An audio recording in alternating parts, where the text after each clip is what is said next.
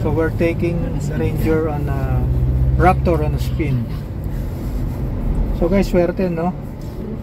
Nung last time nagkita kami yung territory ni sister ko. Ngayon naman itong Ranger Raptor nung natsambahan ko. Surprise din talaga actually. Susunod kaya Renz, no? Ano kaya yung abutan ko rito, ano? Dapat Ford din. Oh, passport? Ano? Ford din. Oo nga, Ford. Puro Ford na kami. Mustang na lang. Mustang, no? Sino kaya sa kanila? Mahalay mo. Oo nga, di ba? What? Go kuya. Who knows, ha? Mataas Ay mo pabili siya.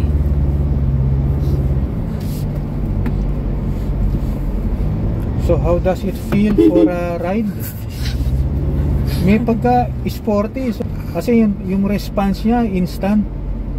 Tapos yung mga bumps, I don't feel much yung mga bumps, yung mga potholes. Siguro pag napakalaki na lang siguro na mga gapalanggana, ano, yun na lang. Pag ganun kalaki yung subuan natin. Yeah, it's enjoyable to ride. I think kahit long ride on a pickup, mag-enjoy, no?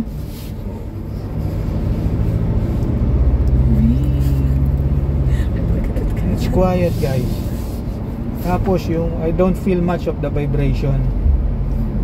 So this is magkano unit price nito? 2.1 million, no?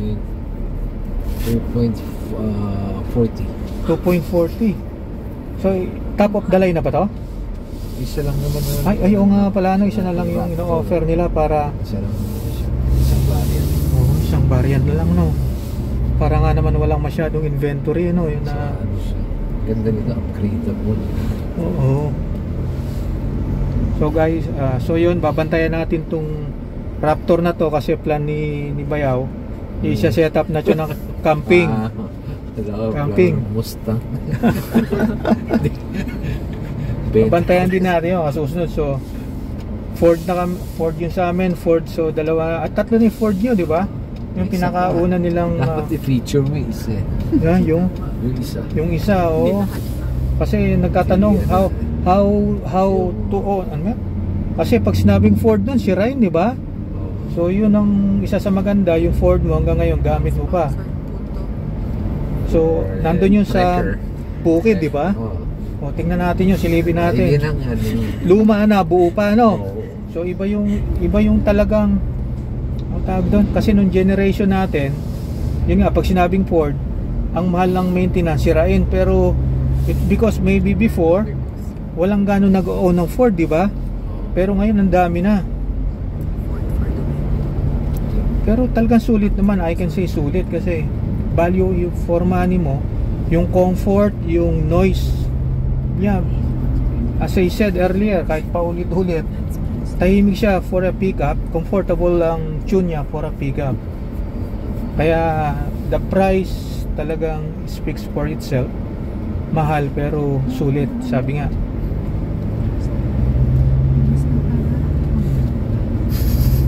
So kahit 2,000 RPM, yung rev ng engine is still sounds like na at 1,500 lang siya. So paddle shifter, may rain sensing wipers, electrochromatic. So ang ano siya is ito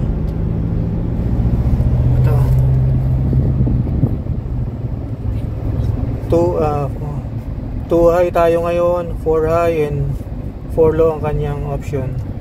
So wala na rin yung CD slot niya, tinanggal na rin ni Ford. So we're doing, I think it's also a road trip. So we are Maria Aurora Baler, tama ba? Maria. Yeah, Maria, okay. Mamaya pupunta tayo sa farm nila, nandun yung lumang Ford pickup nila.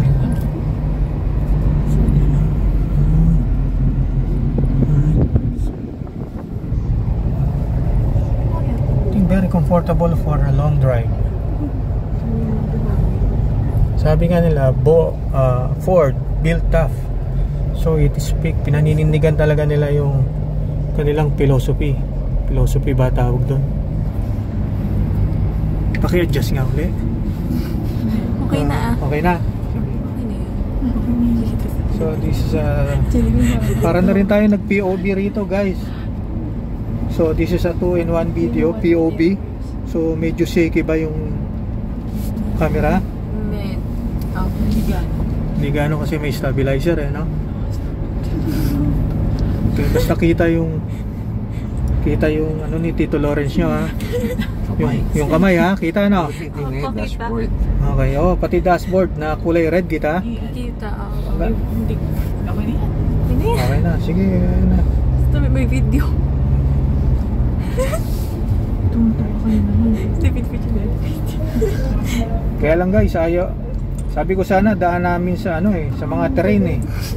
Kaya lang 1 week pa lang to para maputikan daw. So next time na lang. After a year. After a year, pagka naka-set up na, balikan natin to. Set up niya to for a camping setup. May nakakita ako dun sa kapitbahay nyo sa the other block. Yung para siyang, hindi ko alam kung Land Cruiser siya o yung Nissan Terra na luma o Prado. So kompleto yung kanyang setup. May mga tubig sa ibabaw. Ang taas yung kanyang mags is may stone protector. Oh my god. Kasya lang, nadami siya. So guys, I suggest if you are living within NCR, relax din pag may time. Unwind tayo sa mga provincial road na gato na maraming greenery.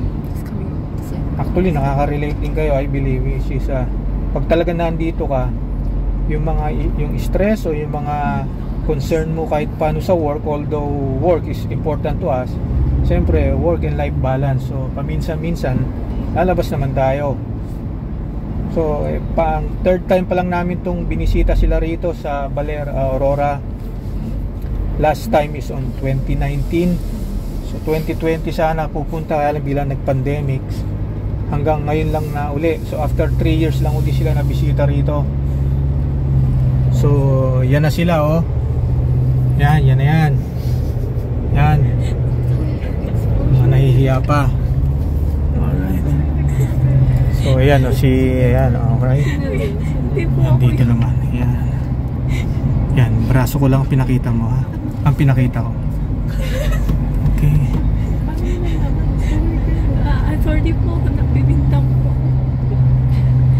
Kuha ko sa black web. Actually Ford ay nasa last list ko siya nung sa shop kami ng SUV. Kasi nga yun nga in our generation. So nung pumili ako although marami naman sila, may mga positive saka negative side din ang lahat ng brand pagdating sa features, sa design syempre. So kung saan ka masaya, doon may priority in decision making mo. So ang priority ko is yung comfort, so leather siya leather, saka yung quietness ng engine talaga.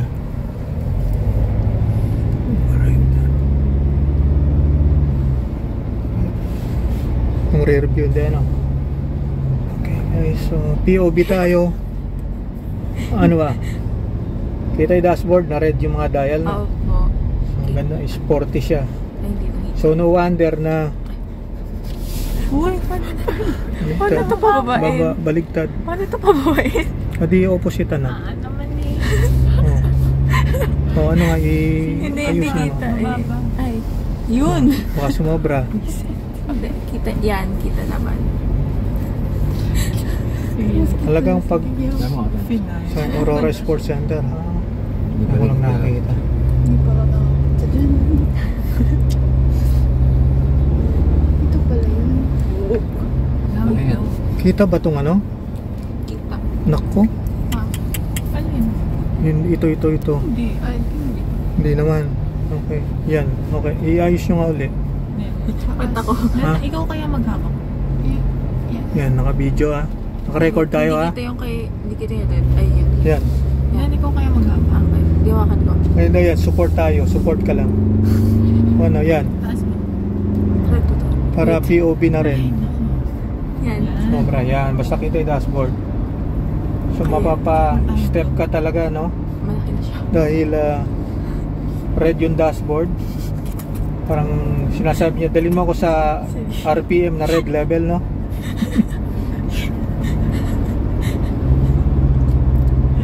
Nasa aircon.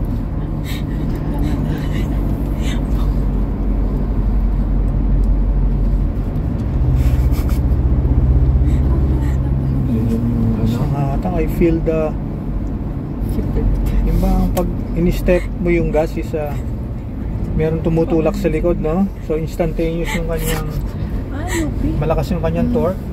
That's indicate yung School of torque. Health Science. Open and light. yan, UP yan. UP. UP? Huh? School of, ano yan? Health Science. Magandaan, science. Yung high school lang, no? Hindi, school, College college. Yung mga laderize. Now we know. Wow. 2,500 RPM lang yun. Ganun na. Grades per Oo. liter. Tindi Revolutions per This is a 2 liter, ilang 400 ata to, 500 Newton meter. Yung torque. This is a 200 horsepower, no? So check ko guys, I forgot ko ilang horsepower to, pero I believe this is a 200 horsepower, 500 Newton meter of torque, or 410. Let me check. Ibang ano eh.